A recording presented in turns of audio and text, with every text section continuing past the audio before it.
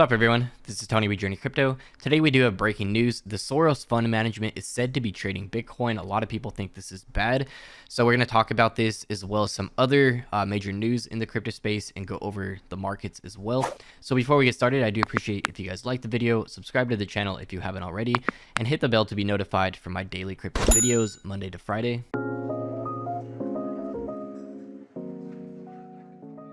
Alright guys, so not much going on in the crypto space today. We do have Bitcoin down 3% while we have Ethereum up 3%. So Ethereum is rising in demand leading up to the London hard fork coming in July. So I am expecting a delay with this, and if that doesn't happen, people will be selling the mainnet. So do expect a correction during the launch of the London hard fork. But this is very bullish for Ethereum in the long term because this does make Ethereum deflationary for the first time ever, meaning the supply will be shrinking rather than constantly rising as coins come into circulation for mining. So that is pretty huge in my opinion. So besides that, in the top 10 we have Dogecoin down 4.5%. everything else in the top 10 holding pretty stable, nothing too crazy going on. We did just have breaking news though of the Soros fund management said to be trading Bitcoin. So a lot of the comments on this on Twitter were pretty bad, and a lot of people are scared of this because they think Soros is going to be shorting Bitcoin basically, and we're going to be dropping a lot more. So the approval to trade the leading cryptocurrency was given by CIO Fitzpatrick, according to the report. So keep in mind, this is breaking news. We don't have much information on this yet. Basically, these crypto news websites are just citing the first source that posted about this, which is The Street, and this is a restricted content website. So it was also posted on Bitcoin Magazine here. Breaking Soros Fund Management, the family investment fund managed by billionaire George Soros, has been given the green light to trade Bitcoin. And the firm has been doing more than just kicking the tires on crypto, one of the sources said. So the comments on this breaking news are pretty mixed, but it does seem the majority think it's a bad thing. Everything this guy touches goes bankrupt so far. They have been manipulating Bitcoin for many years, just like Rockefeller and Rothschild family. Very bullish. I have a feeling that's not good for Bitcoin. This guy is bad news. This means they're already in, and possibly some of the fine fellows who have been suppressing the price, probably about 90 days till it flies once their bags are full enough. So that's definitely a possibility. We do have to consider a lot of these institutions and elites around the world want a lower entry before they really get in heavily. So it's going to be interesting to see who actually bought during the market crash from Bitcoin dropping over $60,000, now down to as low as $28,000. So very interesting to see how things are going to play out over the next week with this news, and we'll see if there is any more news and information on this as well. So with rising demand of Bitcoin over the last 6 months, we have had banks showing interest now. Bitcoin has hit Wall Street. So this is pretty interesting here. Crypto plans basically showing which major banks are offering crypto futures trading, crypto products for wealth clients, as well as which banks are considering crypto services, crypto spot trading, and crypto custody accounts. So JP Morgan already offering crypto futures trading and considering crypto products for wealth clients. They did state once there's more demand in the space, they would do this. Goldman Sachs also considering it, also offering crypto futures trading, and also considering crypto custody accounts.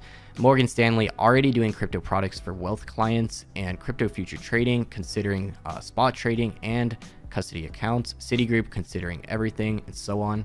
So Bank of America as well, another big one here that was definitely against Bitcoin and cryptocurrencies early on. So pretty interesting that they do have crypto futures trading. So this is only going to continue growing, as well as institutional adoption, companies acquiring billions of dollars of Bitcoin and dollar cost averaging that are going to be holding this very long term as well.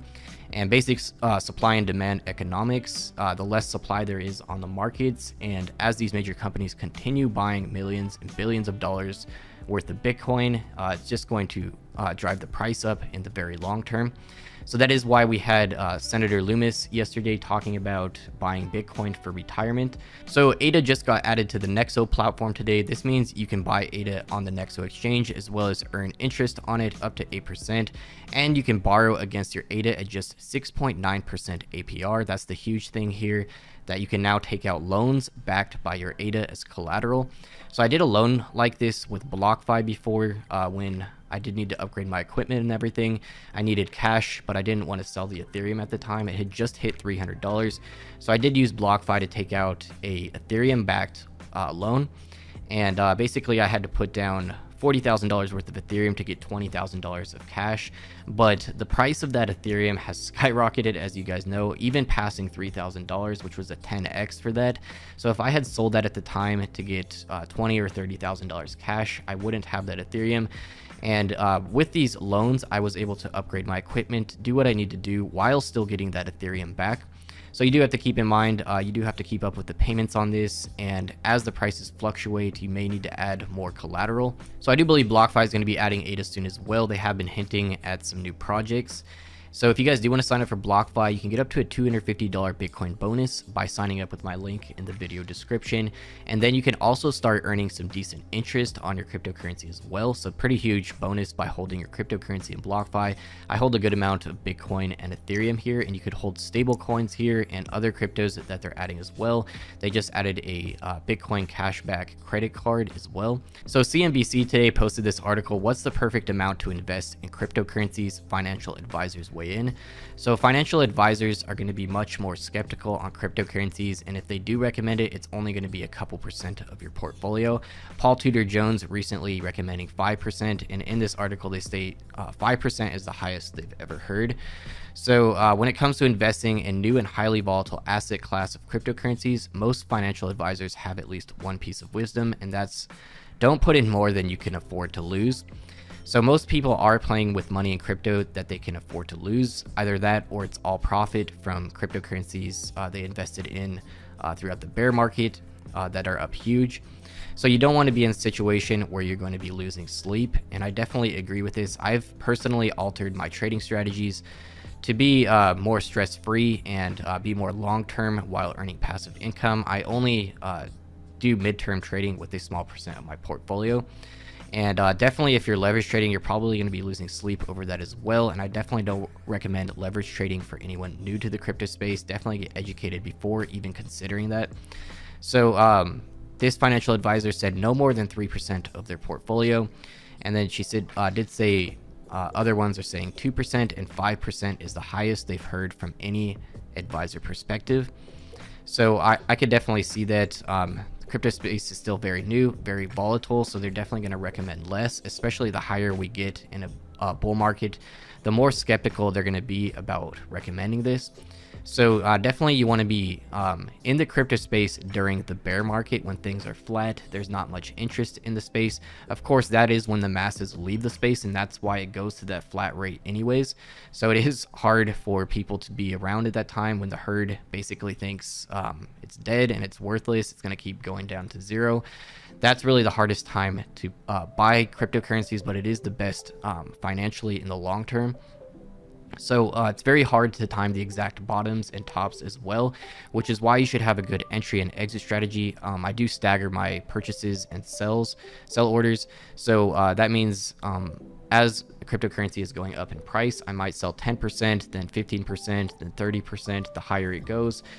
Because the higher risk it becomes as well. Of course, some cryptocurrencies end up doing 2x and then another 10x months after that, really depending on where you are in the markets. I have seen this personally with people that were buying certain small cap cryptocurrencies throughout the bear market, and they sold when they were up like 2 to 5x, and then the projects ended up doing another 10 to 20x. And they really regretted that, but at the same time there's people regretting not selling while they were up. So definitely great to have a good entry and exit strategy, know exactly what you want to do for your personal goals, and really have that planned out so you can execute on that when it does happen. So while things have been getting bullish over the past couple days headed into July, we do have regulation news coming from different countries, which is hampering the DeFi and altcoin recovery. So lots of discussion about regulations. We do have different countries talking about this and issuing warnings and looking into regulations more closely now. So we've been getting news day after day about Bitcoin mining lately. Blockware raises $25 million to expand Bitcoin mining operations in Kentucky. So a lot of Bitcoin mining operations and factories being set up in the United States. Definitely great news, more likely to be using clean energy, which is going to help push us towards that 50% goal, which is what we really need to hit. Elon Musk did say after we break 50% is when Tesla will start accepting Bitcoin as payment again. And this will also be the green light for institutions to start buying into Bitcoin as well. Of course, a lot of institutions could be waiting for regulations also. So regulations is just something we're going to have to get past. So that's it for today's crypto news and market update. I hope you guys found it useful. I'm definitely bullish for July. I do think we will be on an uptrend at some point, and we could get some major news of companies acquiring Bitcoin here in the first couple weeks of July. And then we do have that B word event that Jack Dorsey is hosting, where he should be speaking to Elon Musk in front of a public audience. So depending on if anything bullish is said from that could cause a temporary pump as well. So in general, I do think things are looking good. I'm still very bullish for end of year. Anything could happen in the short term though. I am expecting another shakeout here before we really start moving up though, possibly testing $31,000 Bitcoin again, really depending if there's any really bad news in the markets though as well.